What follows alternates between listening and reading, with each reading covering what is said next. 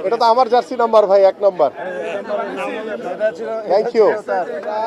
এই আহ্বানী ক্লাব সহ বিভিন্ন ক্লাবের যে কিছু বিষয় রয়েছে, যে আর্থিক মানে অসচ্ছলতার কারণে অনেকে খেলোয়াড়দেরকে পেমেন্ট করতে পারছে না, সেগুলো ইতিমধ্যে আমাদের নজরে এসছে। আমি পর্যায়ক্রমে বাংলাদেশের যে টপ ক্লাবগুলো রয়েছে, মোহামেডান থেকে শুরু করে বসুন্ধরা, আরো অন্যান্য যে ক্লাবগুলো আছে, তারা যাতে মানসিকভাবে আবার উজ্জীবিত হয়, তারা যাতে খেলোয়াড়দের কাছে, খেলোয়াড়দের মাধ্যমে, তাদের সমন্বয়ের মাধ্যমে যাতে ক্লাবগুলো সুন্দরভাবে পরিচালিত হয়, সেই বিষয়গুলো নিয়ে আমার সার্বিকভাবে সহযোগিতা থাকবে ইনশাল্লাহ। পাশাপাশি আমাদের ক্লাবের যে নিজস্ব যে অ্যাসেটগুলো রয়েছে, সেগুলোকে কাজে লাগিয়ে ক্লাবগুলো যাতে তারা স্বাবলম্বী হতে পারে, সে বিষয়ে আমাদের পরিকল্পনা রয়েছে। আমাদের এখানে তান্না ভাই, পিন্টু ভাই সহ, আমাদের মামুন ভাই সহ যারা এখানে উপস্থিত আছেন, তাদেরকে বলেছি যে আহ্বানী ক্লাবকে আবার আগের স্বরূপে ফিরিয়ে আনার জন্য আপনারা সার্বিকভাবে কার্যক্রম শুরু করেন।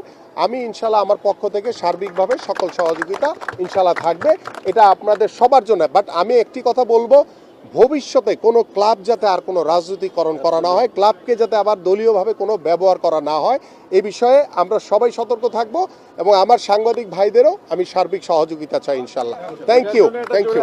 ও আচ্ছা, আগে তান্না ভাই দিচ্ছে। ও এটা তো আমার জার্সি নাম্বার ভাই, 1 নাম্বার। Thank you.